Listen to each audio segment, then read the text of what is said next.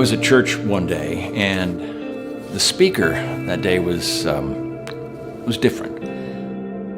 I just sat there with tears in my eyes, learning about this ministry that was revolutionizing the planet. I'm talking, of course, about Millennial International. The need is enormous. There are over 10 million millennials out there who have graduated with no work ethic, no job, no discernible skills at all, and they have expenses. Housing. Student loans. Credit card debt. And I didn't really realize the magnitude of the problem until I looked into the eyes of a millennial.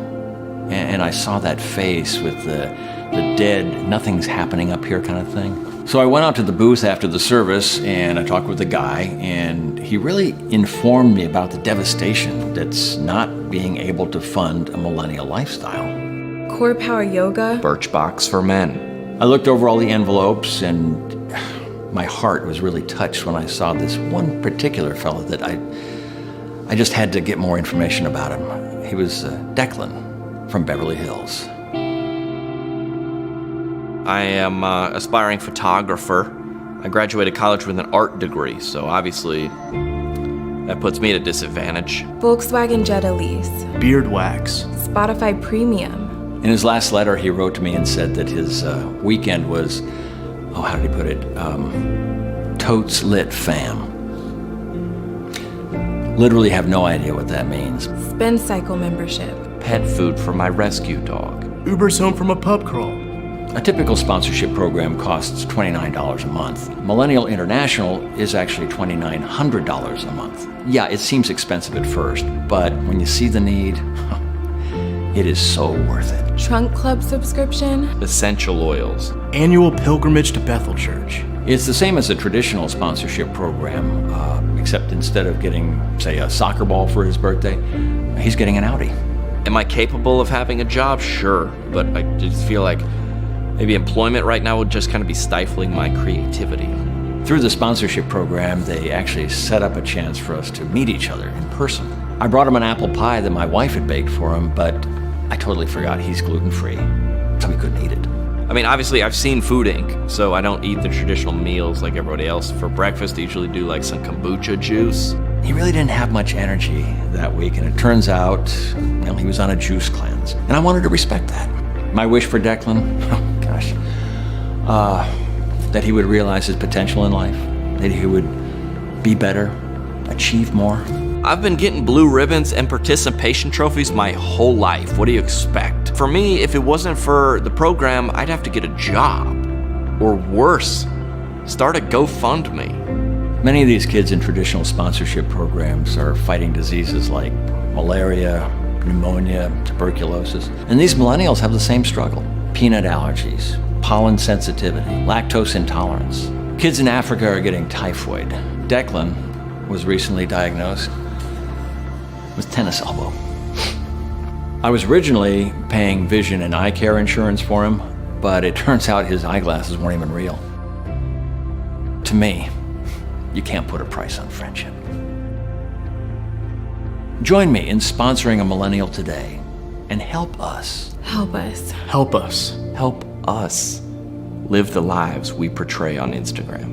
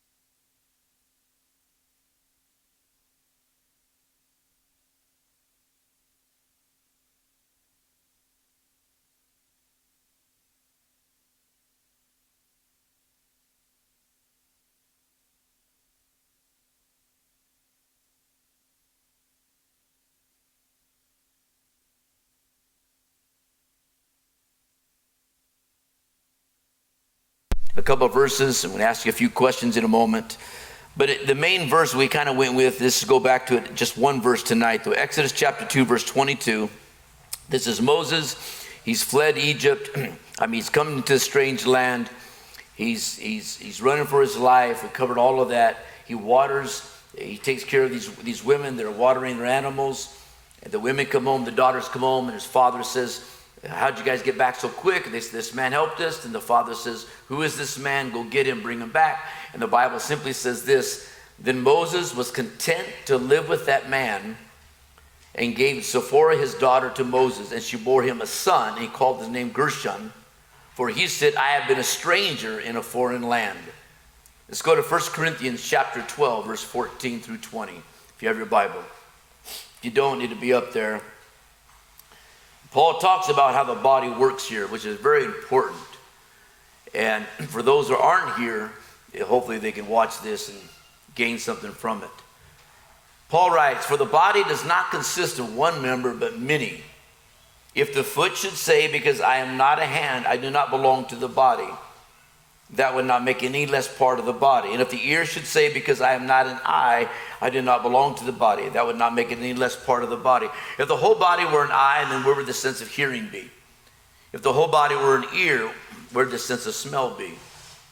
But as it is, God arranged the members in the body, each one of them as he chooses. Let me stop there for a moment. You are not here by accident. Some people aren't here, but that's on purpose. But you're not here by accident. If we were all a single member, Paul writes, where would the body be? As it is, there are many parts, yet there is one body. You can turn it down a little bit so it's a little bit cooler in here. So let's get right into this. When you're going, this is the third lesson that he's going to learn, and I think we all need to learn this and probably learn it over and over again, is that Moses would learn that when you're going through a hard time, you will need other people. We don't always like to admit that, but Moses, I thought about this, Moses up to this point, most of his life, I don't think he was ever in a position where he really needed anyone because he was the boss's child. What I mean, he was the second one in command. He was the prince to be. He was everything. He commanded people what to do, when to do it, and how to do it. He had servants. He had everything. He didn't need anyone, but God looked at Moses' life, and God realized, Moses, there's some things you've got to learn about life. And we all need to learn it. Some people never learn it, unfortunately. That is Moses, you can't live life. You're going to live life and survive. You've got to understand you will need other people. So Moses is in this place. You think about it. He comes to this strange land. He is out in the middle of the desert, literally. He don't know what he's going to do with his life. No doubt he's wondering, really, what is he going to do? He has no choice. But you know what? There's some people there. They're inviting me to come home. I can reject this, or I can say, forget it. I don't need you guys. I'll work this out myself. And he would have just died in the wilderness. He would just die right there. He dawns on him, you know what? I think I need some people to help me. I didn't know this about skydiving. They say when people skydive, and I've seen it happen, you may know this, when people skydive, when they hit the ground, have you ever seen when skydivers hit the ground, they have someone catch them? On the second bounce, they always catch them. Have you ever noticed that? And the reason why they catch them, they say because when people are skydiving, when they hit the ground, that does not hurt them. The first bounce doesn't hurt them. It's the second bounce. At the second bounce, if they're not caught, oftentimes they will puncture a lung or break a rib or something. Sometimes it can be deadly. So they say when people are skydiving, ideally they hit the ground once and they come up. It's a little different today because of technology. But before, when they hit the ground once, someone had to be there to catch them the second time before the second bump. Let me tell you, life's filled with a bunch of bumps. And sometimes we need to be caught just like the skydiver. Sometimes we hit hard, we come up, and we need someone to catch us before we kill ourselves. Sometimes we need someone to catch us and keep us encouraged, keep us going one more day. We need other people in our lives, no doubt about it, and we learn these things along the way. And that's what Moses is going to learn. He's going to learn this lesson. Moses, you're going to learn this lesson well, that you're going to need others to catch you. You're going to need others to help you. And so that's what's going on here. You think about the church. People go through a hard time in life. When things are fine, they don't realize they need people. But when tragedies enter people's lives, it's amazing. When tragedy enters people's lives, most of the time, they will either send out a text, I've noticed, that's just people in general, they'll send out a text asking for prayer. Why? Well, I'll tell you why, because they instinctively know they want other people involved in their moment of weakness or their moment of tragedy. I want your prayers, and they solicit people's prayer. I want you to pray for so-and-so. Why? It's an issue. I have a need in my life, and they ask for that, and they should. That's what the church body does, because we realize we need each other. You think about words. Sometimes words, people will speak to us. Sometimes someone will say a word to us that will just help us and just keep us going just for a few more moments. And I can take testimonies about it. There's times that people would speak a word to you. But you know what about someone speaking a word of encouragement to you? They can't speak to you if you're not here. They can't touch you. They can't hug you if you're not here. I've had people, very discouraged. They stay home and look at the wall. And let me tell you, you stay home and just look at the wall and you're discouraged or depressed or without a job, whatever it might be, you just get more discouraged and more depressed. And you come here and you'd be amazed. Sometimes someone would just say a word to you. Someone would just put their hand on you. Someone may just say, what's going on? And you get a chance to talk to someone. That's how God made. God never intended a Christian would live their life without the help of others.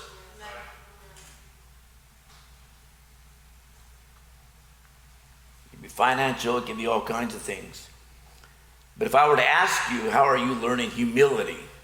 I thought about this. If I ask somebody, maybe one of the guys or Esteban, or if I say, hey, what's God doing in your life and what's happening in your life? How's God changing you? And if Esteban looked at me and said, I just really sense a deep-rooted humility taking hold of my life. We would look at him and go, did he just brag about humility? Right? That's what we'd say, because it's something about humility. How do you have it without saying you have it? How do you mean? You think about humility. How do you pursue humility? How do you get humility? How does this actually work? You can't walk around telling me, you know what I'm pursuing? Humility. Watch. How do you do it?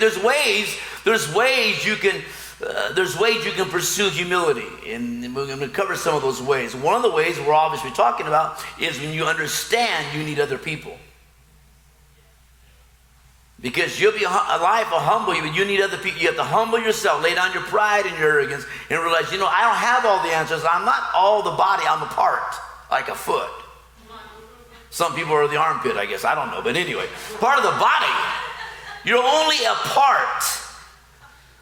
And Moses would have to learn this over and over again. And I think we all have to learn something about how we need other people, and we're not all that plus some. You may be doing good today. You may not need no one today, Moses, but there's going to come a moment in time that you're going to be willing and you're going to be open to receive direction from anybody when you're hurting. And Moses would be.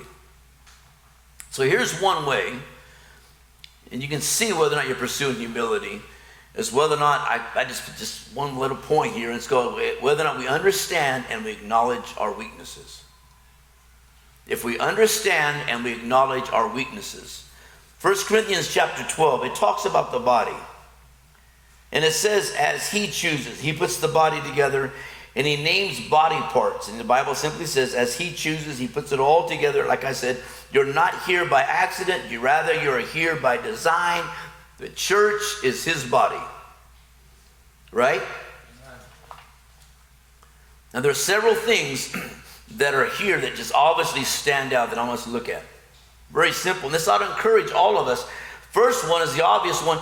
Not everyone is everything. Not everyone is everything. In fact, everyone is only a part of everything.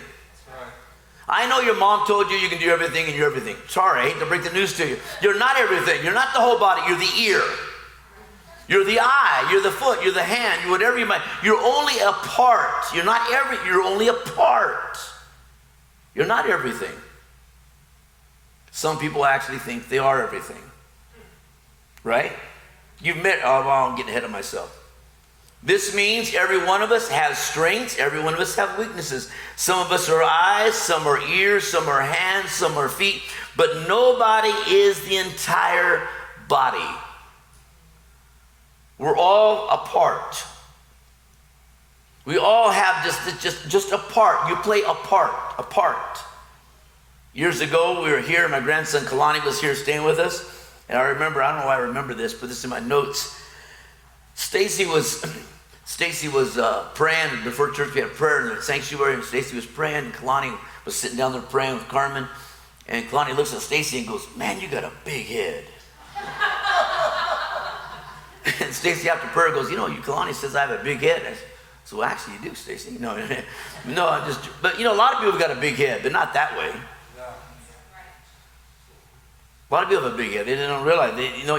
You're a part of the body. And I'm getting to something I want you to see, and it's real simple.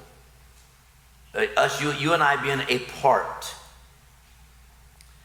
The obvious implication is that we're going to need some help. Two things stand out. There's a command from God that we must belong to one another. The insanity of a hand thinking its entire body, you would say that hand is crazy, right? It implies a body only works if it's fit together. If there's a hand out in that street, there ain't none of you say that ain't no good or no use, right? That hand's by itself. Same way with the body. It implies in order for this thing to work, the body has to be connected. The body must be joined together. The body must be together. Are you with me? And that's why we take, especially our fellowship, the way we try to do things, we take belonging so seriously. I tell people come to church, and they think it just means just come. It's like take it or leave it. They have no idea. Their understanding is pretty faulty. It's foundational. Without you being here, it does matter. You're here or not here because you're a part that no one else can play the part that you play. No, there's only one of you. And some of us would say, "Thank God." Can imagine too, no, anyway, but there's only one, and there's a part that you play that is very, very important. And that's why we take coming together, belonging so seriously, because there's only so much we can do, and you have to belong to a place. And there's a difference between belonging to a place as opposed to simply coming to a place. Coming is one thing, belonging is something totally different.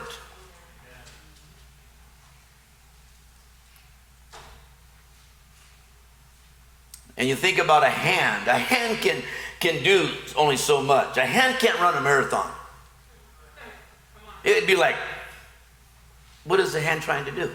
I mean, it's just out there, right? You say, "Okay, that's a terrible illustration." But there are Christians that think that they are everything. I can run this race. I don't need anyone. No, you're only a part of the body. You're a part. And you look pretty foolish. The hand trying to run a marathon. You need the arm. You want to throw something. You need the arm. You need the bicep. You need the shoulder. You need every part has to work together.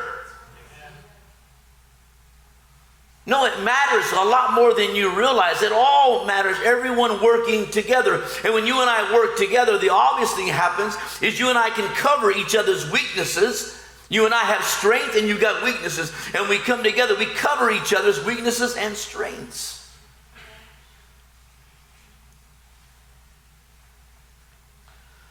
Okay, so here's my question. When you refuse, listen carefully to what I'm saying. When you refuse to enter in and refuse to be a part, you weaken yourself and you weaken all of us. Here's my question. How do you weaken yourself and how do you weaken all of us? I want some comments. Say it again, Pastor. Okay, I will. When you refuse to enter in and you refuse to be a part, you weaken yourself and you weaken all of us. My question is, how do you weaken yourself and how do you weaken us? Someone can figure this out. Come on. Cindy. If you look at it, so it's body. If you look at it and how the body works, if you break a leg or an ankle and you've got that leg or ankle that's immobile, your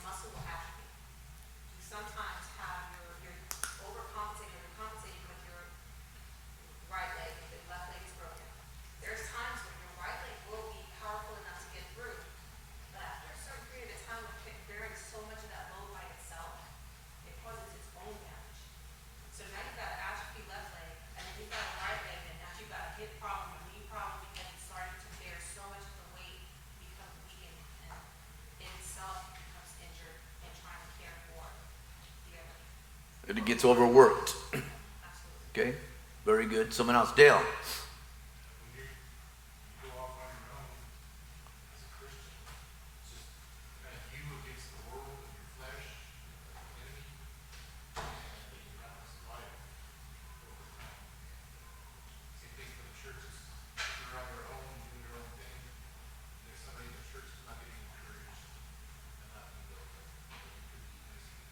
Absolutely. When you're not here, there's something not happening that might be happening in your life and other people's lives, you simply by being here. How many times have you come to church and the fact that you saw someone, you're encouraged by the fact that you just simply, they didn't say anything, just simply by the fact that you saw them. Let me raise your hand, be honest. Likewise, let's reverse it. How many times have you been discouraged because you looked around, you thought someone was going to be here and they weren't here? You here or not here, either lifts or brings down, what you do matters. Anyone else? Will. Just over the years, going out on outreach and you go door to door and you talk to someone face to face, it's kind of funny how in like 5 minutes, a funky spirit can come across from behind the door. They're like, oh yeah, I go to church, I just listen to the radio or I watch it on TV. And the next sentence out of their mouth, they're talking about aliens or something.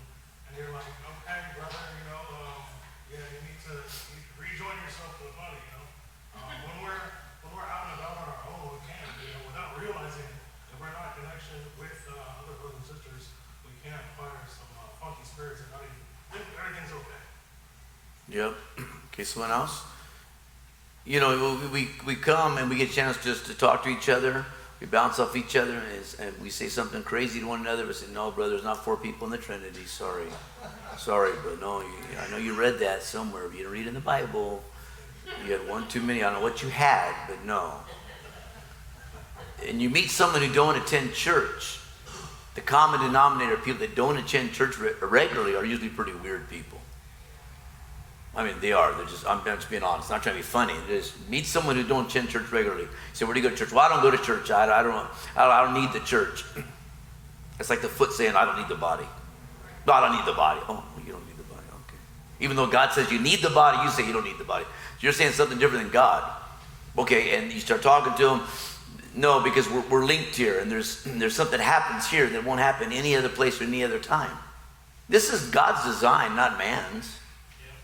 This was God. He died for the church. This is God, you and I, redeemed by his blood, changed by his power. We come together.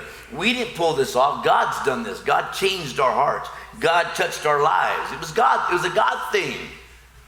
It's not a man thing. It's a God thing. And so when someone says they don't need the body, they don't need to be here, and I understand sometimes people got to work. I get all that. But outside of having to work and anything else, it's secondary. You need to understand how primary and how important it is, because you being here does matter. There's something that's not happening when you're not here that you can add that only you can add. Right? Some of us look at each other, some of the brothers and sisters, and no, I won't say that. Let me get to something else. Okay, let's go. There was it was an online job interviews that they put out there. I guess it was on Reddit. I think it's how you call it. There's all kinds of people asking about questions about job interviews. And one of the questions people don't like to answer and it was basically, what is your biggest weakness? I don't think any of us like to answer that. And so these are some of the answers that they don't recommend giving. Don't recommend. Those eyes are yours. What does that mean? Those eyes are yours.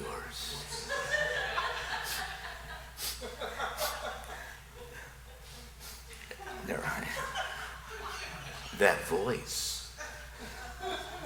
Anyway, those eyes are yours. I don't work well with people. These are not good answers. Listen. My biggest weakness is that I have too many strengths. Let me talk to your husband or wife. My biggest weakness is I'm too soft-spoken. Oh, Lord have mercy. People say I can be condescending at times. Just so you know what that means talking down to people. This should encourage us because if you and I are apart, then you have to understand this. And this ought to encourage you. You don't have to do everything and you don't have to be everything. And that ought to bring some freedom to you. You don't have to be everything and you don't have to do everything. You be you. Let God work in your personality. Let God work out his giftings in your life. We'll get to that in a moment. But you don't have to be everything. No one's asking you to be everything. And that just ought to free you up to find out what you can do, what you cannot do, and pursue that. But it's important that we understand and acknowledge our weakness. And one way we acknowledge our weakness when we realize we need other people. When you say, I need other people, you're acknowledging that you don't have it all together. You talk about weakness. Some people, they might think they can do everything, but they really, really can't. And there's some people that think that they're so talentless or they can't do anything at all. And that's not good either. Because every single one of us, you may not realize it, you may not be able to do certain things, but we all have something we can offer God.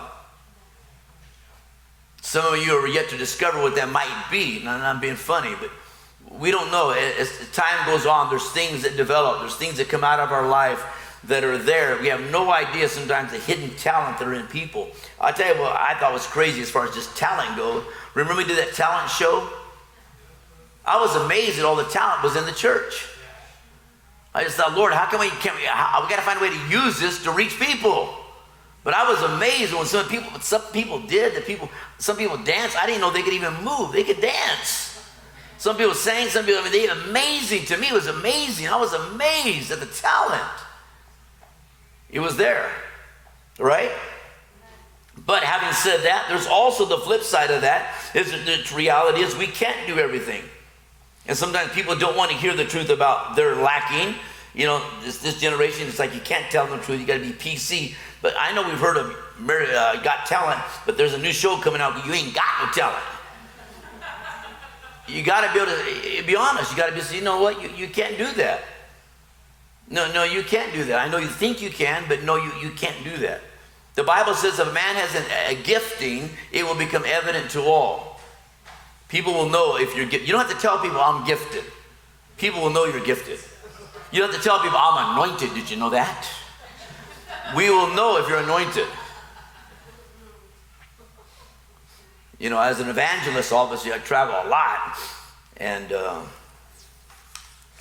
know, I had to watch myself because you go preach all these churches, man, people do all these special music. They call it special music. It was special, all right. It was special. That was really special. Was that like, let's learn how to do this today? And I said, joke. I said, and you want me to preach after that? Me and my cynicism, I guess, right? But man, some folks, they say, who said you could sing? You know, some church, honestly, some churches, and there's nothing wrong with this, some churches have auditions. There's nothing wrong with that. So, I don't care if your mom said you can sing. You can't sing. You sound terrible. In London, they have auditions. You want to sing in their worship? You want to be a part? You want to be involved? They say, okay, we want to hear you. Then we're going to tell you whether or not we think you're ready. I'm not saying you can't be ready later. Some people say, you know, you're good. Just give another 10 years. No, really 10 years, about 10, 20 years. When you're 50, come back and see me.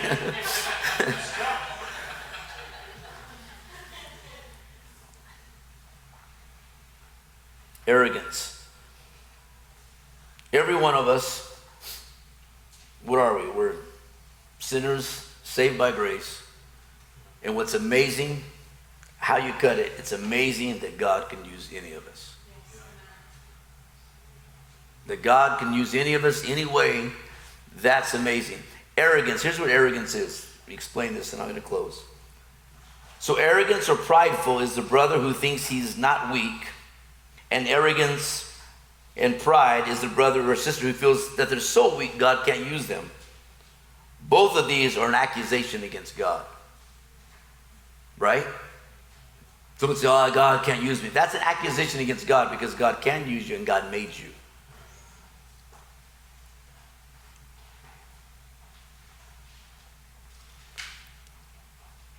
Some say, God, you're not strong enough, not powerful enough, not good enough to use my lack of perceived ability, but that's not true. That's foolishness. That's arrogance.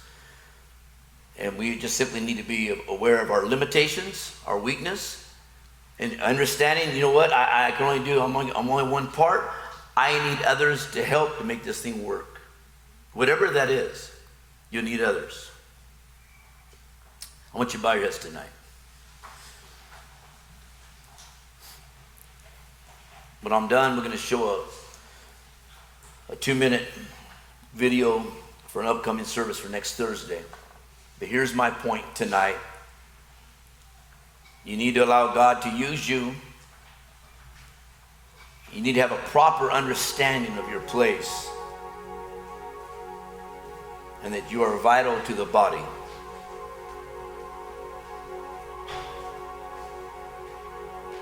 In the journey of our faith, it's fundamental, it's foundational, is that we are a part of the body. A part, not everything. We can't do everything. We're not expected to be everything, but we are a part. We have a part to play. But that only happens by submission. It only happens when a man or woman says, okay, God, my life is yours. I give you that right to use me how you see fit. Too often, even attending a church, we'll come to church and we think sometimes, too often, I come to get. But as you grow, there should come a point where you say, I come to give. Who can I encourage tonight? Who can I help tonight? You're here tonight, you're a Christian. You say, you know what, God, you're just talking to me. Just very quickly, just raise your hand tonight in this place. I see all these hands. Yes, just being honest. God, you're talking to me. Sometimes it's not easy to recognize that you need help from other people. Moses would have to learn this. And sometimes that can be the difference, like Dale said, that could be the difference of a man or a woman making it. Simply saying, you know what, I need help. We can help you if you're here. We can speak to you if you're here. We can listen to you if you're here. It's hard to do if you're not here.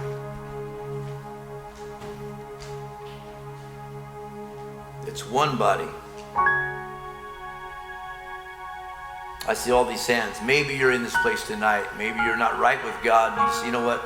That's where it all starts. Truthfully, it starts with your heart getting right with God. You say, tonight, I want to get right with the Lord. I want you to raise your hand tonight if that is you. I see that hand. I'm not right with God. And I want to get right. I want to say yes to God again. Anybody else who raised their hand tonight? Many hands were raised a moment ago. I'm going to open these altars just for a moment. I want us to come and find a place to pray. So I'm going to pray with my sister right here also. Yasmin, you pray with her. Come on up. Let's all stand. These altars are open. Come and find a place to pray. Just talk to God. You raised your hand.